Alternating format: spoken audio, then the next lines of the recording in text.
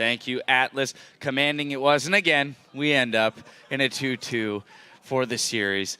So, I mean, it's going to be a very, very interesting Game 3 to say the least. But I want to preface this whole conversation with the fact that I actually didn't dislike Team 8's composition here with the Katarina pick. As wild as it was, I felt that it was a pretty strong comp.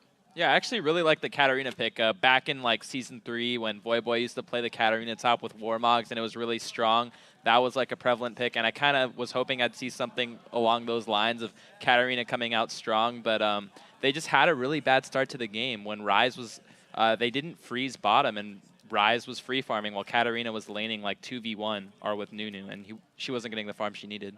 Yeah, I need some help because I'm on the desk with a bunch of crazy people who think that was a good comp for them to run. Katarina top, are you guys serious? Yeah, absolutely, 100%. No way. They had no way to actually start those fights off. Like their jungler, Nunu, he was objective focused and they were looking for the team fights, but it was very obvious that Complexity wanted to just split push around. Yeah, I didn't really think the Katarina comp was that bad. I mean, you look at the 4 and it's like Nunu, Trist, Ori, and Nami. It's like, wow, that's a great fourth. What are they going to fill that out with? Like, what tank are they going to fill it out with? Oh, a Katarina. Whoa. Like, you would never look at those 4 champions and be like, Katarina would fill this comp greatly. But you know what? You can still pull it off. And I'm glad Cali Trolls has the gall to try to pull something off like that. And I think it could have worked, but they just, from the beginning, like, straight from the gates, they just had a really bad start. Yeah, I do agree that, of course, it was out of left field, the Katarina pick. At first glance, you assume maybe a Lulu in the top lane to support that Tristana, you know, pretty classic protect the carry composition, something like that, or anything that has some kind of engage. But the thing about the Katarina, and I'm with Zion on the fact that they needed to get farm onto Katarina properly. And they also failed at keeping farm off of the Ryze. And those two things in combination with each other definitely hurt them later in the game. There are also a few other factors, some delayed teleports, not capitalizing on a couple fights that they could have taken, things like that to get some kills onto the right people. Yeah, we're not moving on from this team comp point yet. I want to just nail this home really quickly. In the jungle, I really think Porpoise Pops should have gone on Nocturne. Nocturne slapped the ball on him. You have some way to engage these team fights because all Complexity had to do was disengage. Morgana, they had so many ways to keep them at an arm's distance so that they couldn't start the fight. Nunu's going to start the fight by just wobbling up to you guys, and then you see him coming. And then everybody else on that team just couldn't start the fight off 100%. They were relying on Nami to really start off. It's not the way to do it. Yeah, in regards to the team comp, definitely, like, they needed some engage. Maybe if they're adamant on the Katarina pick, they could have ran the Nocturne. They just needed something to go in, and they didn't really have that with the Katarina. If maybe they had a Mundo top instead of a Katarina, they didn't have to force the issue because they'd have Tristana and Ori to siege, and they wouldn't need to engage so hard. They could just look for more sieges. But no, they picked the Katarina, so they were looking for that team fight. And Complexity had the split push, but they had no answer to it. Zed got a first blood on Ori, and that's just huge. Yeah, it's not that there weren't other options in the top lane. I totally agree with the issue of no engage, but you said you like the comp. I'm calling you out on this. No, but I do because I still like the composition. And I'll tell you why. Because Morgana is the only person on that team that can stop a Katarina ult. So again, it comes down to being in the position in the mid game to actually effectively use the Katarina ult, which he couldn't do because he was so underfarmed and so weak that he could be insta-gibbed by Zed, right? Things like that, so that he, Ryze could even burst him out at times. Corki was an issue. And so when you can't effectively use the Katarina, who hey, she was going to get a full channel ult off every single time unless Morgana ulted Katarina prior to the engage and had the proc go. Yeah. Oh, fine. Fine. Zion first, you next. Okay. Yeah, all right. The few windows she had, she completely, ruined it. And I think she had a good chance. The fight bottom and then all those 1v1s against Zed, she wasn't using her hourglass. She was hourglassing too early. Cali Trolls wasn't playing at his best.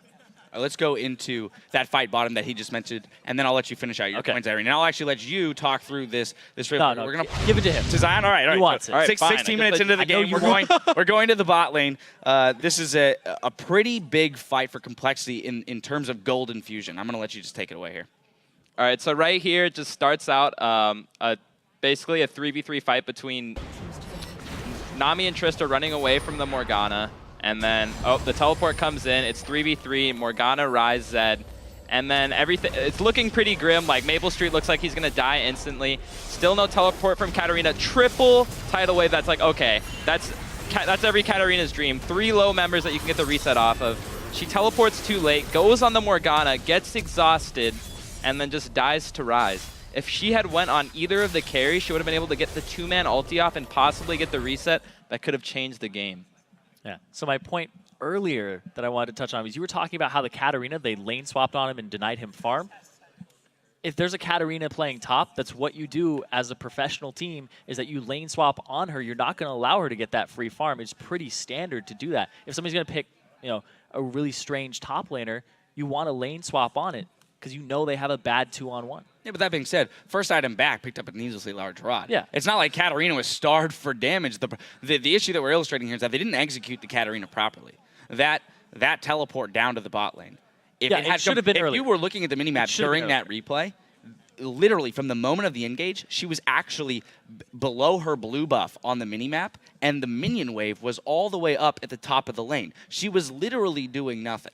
If she had that entire 10 seconds to teleport in, make something of the fight. And at that point, Nunu had already left the fight, so it actually would have been a 4v3, right? There's a lot of factors there. And that was, honestly, in my opinion, the point where the game swung. Yeah. Because now you've given power to Rise Zed. The split pushers, you split 1-3-1, you split 4-1, any way you want to chop it up, then you have the issue of no engage, right? Yeah. Because even when you do find the fights where you say, this is our chance to get back into the game, you don't have a way to get into it. And so in that sense, I agree. Nocturne would have been a much better choice because they did find a couple occasions where they could pick someone off, but they didn't have a way to get into it. Yeah, I completely agree that that's the point that it turned around, and also the fact that they misplayed the comp, but I also think it was a bad comp in general that's kind of gimmicky and has only one thing. It's very one-dimensional. We want to team fight you, and if you split push on it, it's very easily pulled apart. I think there's one statistic that's very telling of this whole series. This game, Game 4, Complexity had 100% objective control. In the previous, every previous game, like the first 2 games, 10 out of 11 objectives, Dragons and Barons, all gone to teammate. And finally, Complexity is starting to gain control of the objectives. They're grabbing the Dragons, they're grabbing the Barons, they're getting the early leads, they're having good early game plans, and teammate really needs to step back and say, hey, what made us win? And it was when Calitrolls was playing that Maokai, he had those engages. He could initiate and really force the team in good positions. And I think they really need to get Calitrolls back in an initiating position, because if he's the one making the shots, he looks really good when he's initiating. And looked a little shaky on Malphite, but when he was that tanky Maokai, he really got his team in a good position to win. All right, do we feel that we've been on the topic of team comps this whole time, so I'm going to finish off this conversation on the topic of team comps. We've already discussed Calitrolls. He did perform better on those engaged champions. Is that enough to deal with this split push that Complexity seems to have landed on? They've had success. I have to imagine that they're going to go back towards something like that. Can a Maokai pick or some other kind of engaged top lane solve that problem? Well, Complexity has been banning away Gragas, Alistar, Maokai from them, just all 3 top laners. And once again, we're going to see Team 8 on red side. And if they stick to their bans, which have been Syndra, Ziggs, and Nidalee, that's going to leave Tristana open for Robert as number 1. And then Calitrolls is going to have to fall back on something. There's Dr. Mundo kind of available.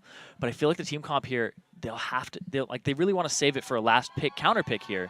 But there's going to be a lot of bad things coming into this this champion select for Team 8. All right, team comps hotly debated here on the analyst desk, but we'll see what the teams decide to come up with. Both teams are fighting for their careers, and it all comes down to a single game. When we come back, Team 8 and Complexity duke it out for a spot in the LCS. Don't go anywhere.